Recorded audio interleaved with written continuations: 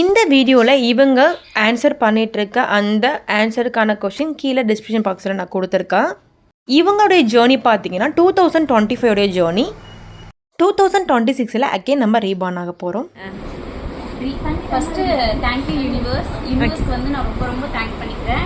யூனிவர்ஸை பற்றி சொல்லித்தந்த சௌந்தர்யா அக்காவுக்கு ரொம்ப ரொம்ப தேங்க்ஸு. யூனிவர்ஸ்னால நான் ரொம்ப ரொம்ப ரொம்ப மாறி இருக்கேன். என் லைஃப் ரொம்ப ரொம்ப மாறி இருக்கு. ஸோ என்னென்ன மாறி இருக்குன்னு கொஞ்சம் சொல்கிறேன்.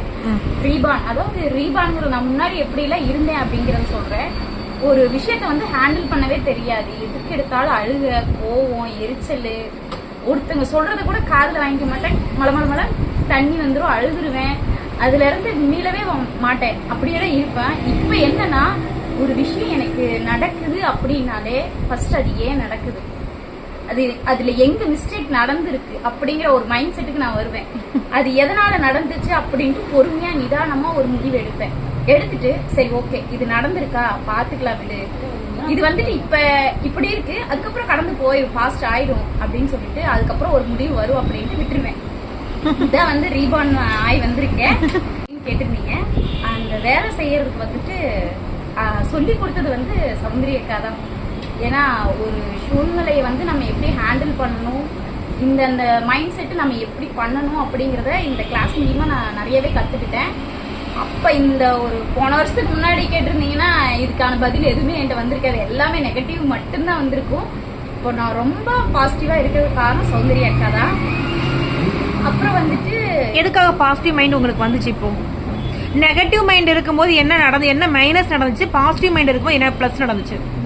நெகட்டிவ்ல இருக்கும்போது எல்லாமே நெகட்டிவ். எனக்கு எது எடுத்தாலுமே ஃபெயிலியர், எதுவுமே ஒர்க் அவுட் ஆகாது, எதுவுமே என்னால பண்ண முடியாது, எது எடுத்தாலும் ஃபெயிலியரா தான் முடியும். ஆனா பாசிட்டிவா எடுக்கும்போது எனக்கு தெரியாத விஷயங்கள் கூட எனக்கு வந்து அது பாசிட்டிவா பிளஸ்ஸா தான் முடியுது.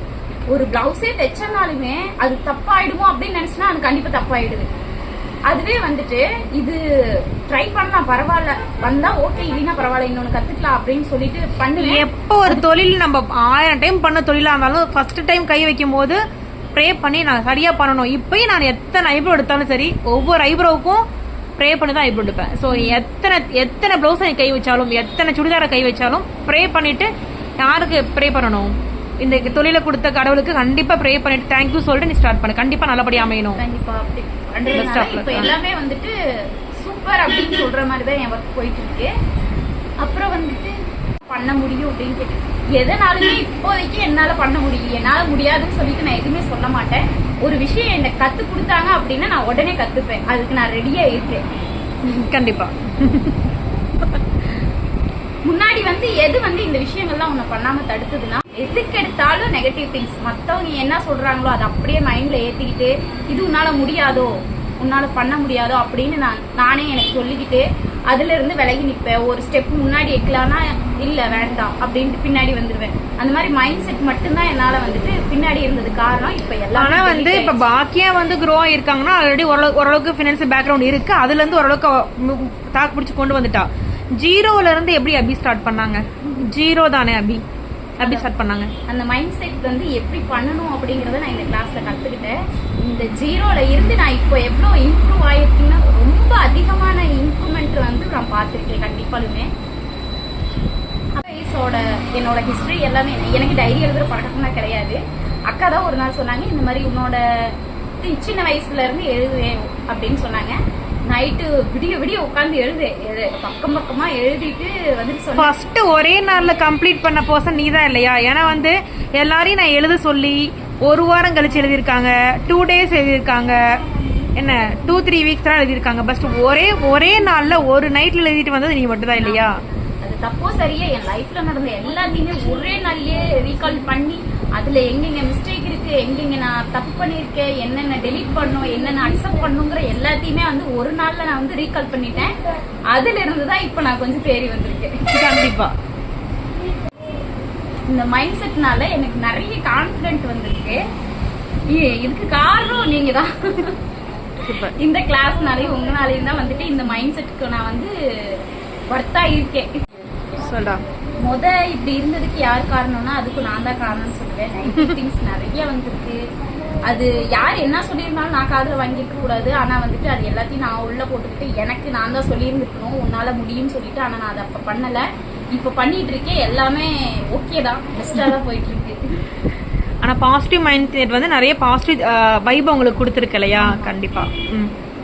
நான் ரொம்ப கஷ்டப்பட்ட சுச்சுவேஷன், ஹஸ்பண்டோட உழைப்பு.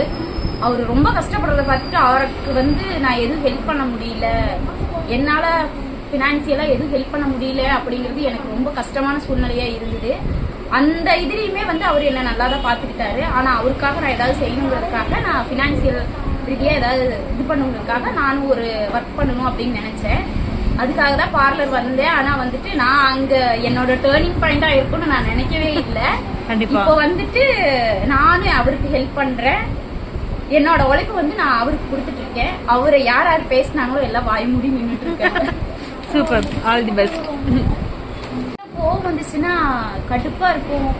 சோகமான பாட்டு, ஸ்டேட்டஸ் இந்த மாதிரி தேடி தேடி வைக்கிறது, இந்த மாதிரி வேலையெல்லாம் பண்ணிட்டு இருப்பேன்.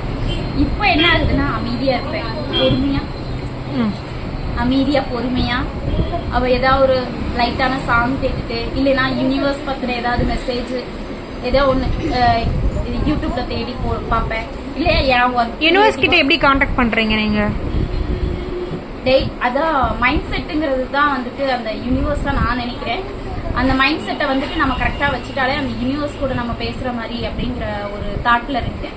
நம்மளோட சப்கான்சியஸ் மைண்ட்ஸ்க்கு வந்து இதை நாம கொடுத்தா நமக்கு அவுட்புட் இது கிடைக்கும் அப்படிங்கறத வந்துட்டு நான் கத்துக்கிட்டேன்.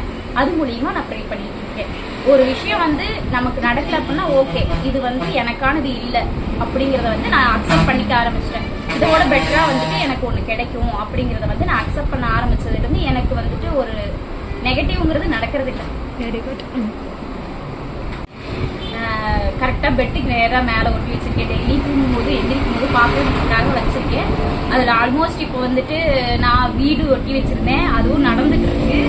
அப்புறம் வந்துட்டு ஷாப் வைக்கணும் அப்படின்னு வச்சிருந்தேன், அதுவும் நடந்துச்சு. அது இப்போ வந்து ரன் ஆயிட்டு இருக்கு. 4 மாசம் தான் ஆச்சு, ஆனா சக்சஸ்ஃபுல்லா ரன் ஆயிட்டு இருக்கு.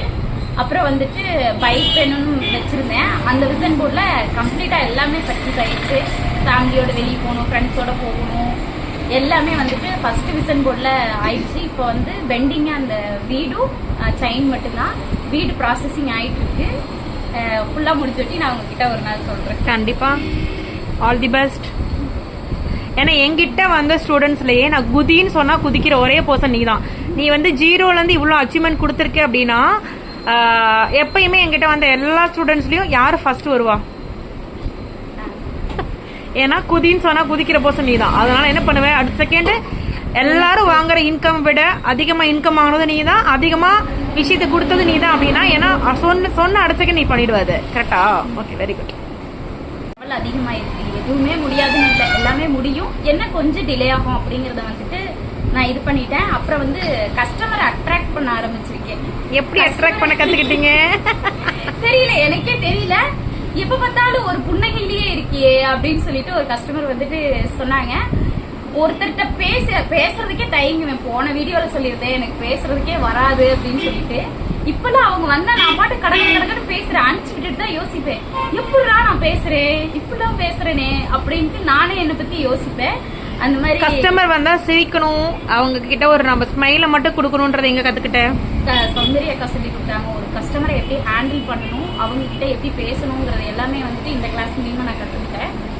அப்புறம் வந்துட்டு மைண்ட் எப்படி செட் பண்ணணும்னு சொல்லி கொடுத்தீங்க, அதையும் நான் ப்ராப்பரா கன்வியூ பண்ணிட்டு இருக்கேன். அப்புறம் எப்படி மற்றவங்க கிட்ட எப்படி பேசணுங்கிறதையும் நான் கத்துக்கிட்டேன். இப்போ வந்துட்டு எக்ஸ்ட்ரா எல்லாத்துட்டையும் வந்துட்டு ஏதாவது தப்பு பண்ணிட்டேன்னா சாரி அப்படிங்கறது நான் தயங்காம சொல்லிடுறேன். முதல்ல ஈகோ இருந்தது.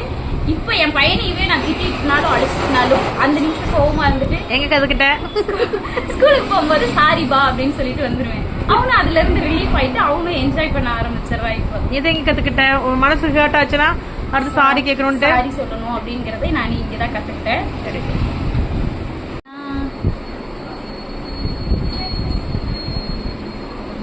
நிறைவேறிச்சானா என்னோட கோல் அச்சீவ் ஆயிடுச்சானா இல்ல.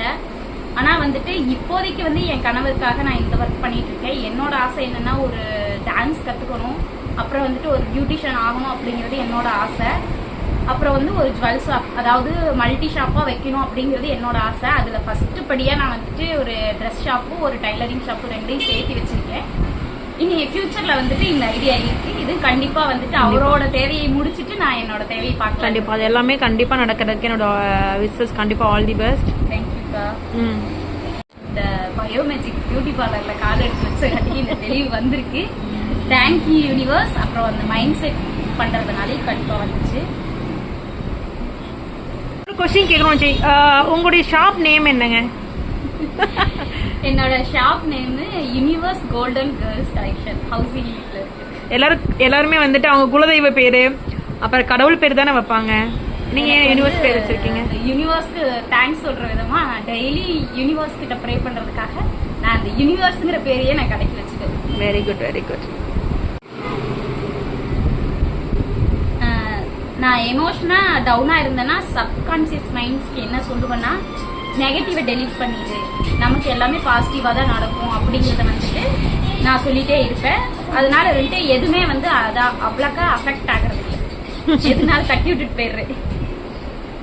கண்ணாடியை பார்த்து அப்படி சொன்னா, ஏன் நீ வந்து இப்படி கேப்பீங்க? என்ன கேப்பீங்க? இப்ப நீ ஏன் இப்படி ஒரு லைஃப் வாழ்ந்த, இவ்வளவு நாள் இந்த ஒரு தெளிவு இதெல்லாம் வந்துட்டு உனக்கு ஏன் இல்லாம போச்சு, இத வந்து நீ அப்பயே பண்ணியிருந்தீங்கன்னா நீ இப்ப இருக்கிற லெவல் வேறையா இருந்திருக்கும் அப்படின்னு நான் சொல்லியிருக்கேன்.